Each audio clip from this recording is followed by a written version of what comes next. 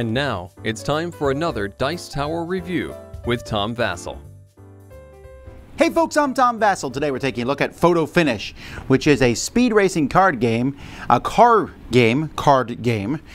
In this game, you have some racers, and they're going to be racing, and you have to figure out which one's going to make it to the end. I guess it's kind of like a Mario Kart style thing. I'm not quite sure, but basically it's just a quick little game where you're going to quick look at the cars and figure out which one's in which position first. It's a speed style game, so if you hate speed games, you're probably going to hate this one straight up. But if you like them, keep going.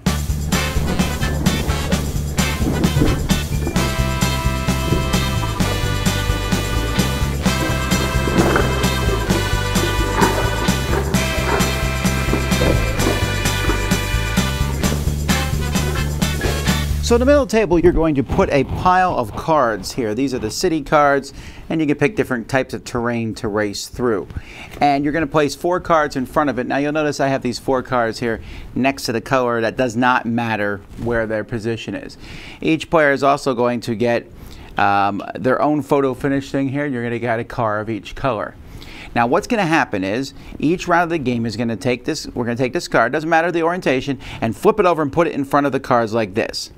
Now at this point a couple things are going to matter. We're going to look at these numbers here. That's how far each color card is going to move. Red's going to move 1, yellow 3, blue 4, green 2. We're going to look at the terrain as the cards hit them, and then we're going to determine the final order that these cards are going to go in. So in this case, that would be like yellow, red, green, and then I would say blue is going to die. So let's see what happens here. As soon as one person is done, they shout finish, and everyone else has to stop, even if you don't have all your cards on the sheet yet. So here, yellow goes 3. 1, 2, 3. Red goes 1, but when it hits gas, it gets an extra space, so it would actually go 2. Blue goes 4, but hits a bomb, so it's dead. Green goes 2, doesn't hit the bomb. So first place is yellow. Now we have a tie between red and green. In that case, we look at their starting speeds. Red has the lower speed, so red breaks the tie. So red is second, and green is third. So in this case, I was perfect.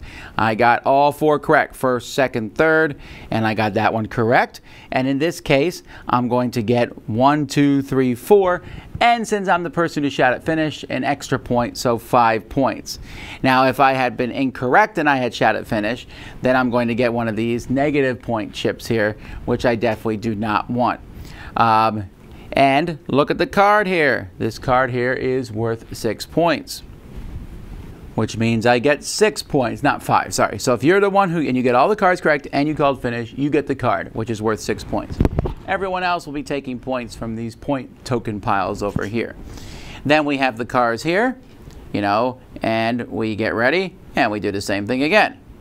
So in this case, oh no, we have holes now instead of gas. And a hole means that when you get there, it will stop on a space immediately before the hole. So I'm like, So I think green is going to be first. And then I think yellow is going to be third. And I think red's going to be second. And I think blue is going to be last. All right, so let's see what happens. So yellow goes 3, 1, stops at the hole. Blue doesn't even go on the track.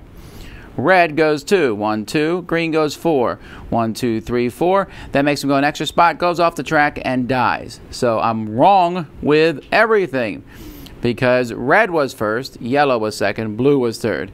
So I get no points that time at all. And that's basically how the game's going to be played. You're going to turn these over. There's going to be various things on them. The tree, when you hit a tree, you bounce back to the beginning. We already mentioned bombs blow you up. Gas makes you go forward. There's ice, which will make you slip all the way to, you basically stop on the space directly after the token. And there are rockets, which make you go all the way to the 4th space in the line. And since cards can be rotated in any of the directions, then there's a lot of different variety here between the tracks. All right, so Yeah, the components here are not, nothing to really write home about. These are really bland cars. They're great because, you can stack them. Sometimes you need to put multiple cars on the, blow up area, and they move around pretty quickly. The cards are very bland, but they have the symbols on them, and they work well. The biggest problem we have with this game is the colorblind issue, right? I mean, green and red, you need to be able to tell those cars apart. If you're colorblind, red, green, colorblind, you cannot play this game. And that feels unfortunate. It feels like they could have worked around that somewhat. The tokens and everything are nice, and the boards are nice, and it's a nice small game, but that's just one production problem I wish this game did not have.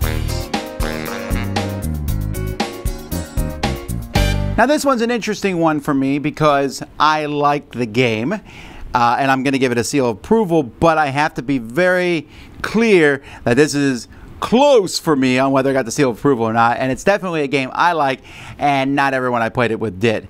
It's definitely a game where I have to look quickly and go, that goes there, that goes there, that goes there, that goes there, that's going to make that happen, that make that happen, and this is the order. I kind of like that. It's a lot of fun for me, but I realize that's not everyone's cup of tea, but that is the whole game. And also, yeah, like I said, I'm kind of dinging him a point in the colorblind issue, but that being said, I do like how every tile has 4 different directions it can rotate. The card underneath it is going to have different speeds based on, the card. So the amount of variability even amongst one of the sets, the city, the desert, whatever, there's a lot just in one set. When you have all these sets, every game's going to be different. So the combinations are great. I like that. It's a really simple concept. It is flip a card, figure out the order, do it. So this is not a game you're going to be playing over and over and over and over and over again, but it is a nice little starter, right? So you get ready for the night, bring this out, have a lot of fun. And some people are going to be frustrated because they're not as fast as me or the other players. Or maybe I'll play people who are much faster than me. But I still kind of liked it. It made me think quickly. It wasn't too hard. It's not like you have to sit there and do a lot of spatial, if I go this direction, that direction. No, just these are the cars. This is how far they're going to go. These are the obstacles they're going to hit. Now, what's the final order? So I didn't find it to be that difficult. We did run into some things like when you start the game, you might as well just throw your cars on a 1, 2, 3, 4 right away. As you're thinking, just put your cars out on the different spots and then rearrange them.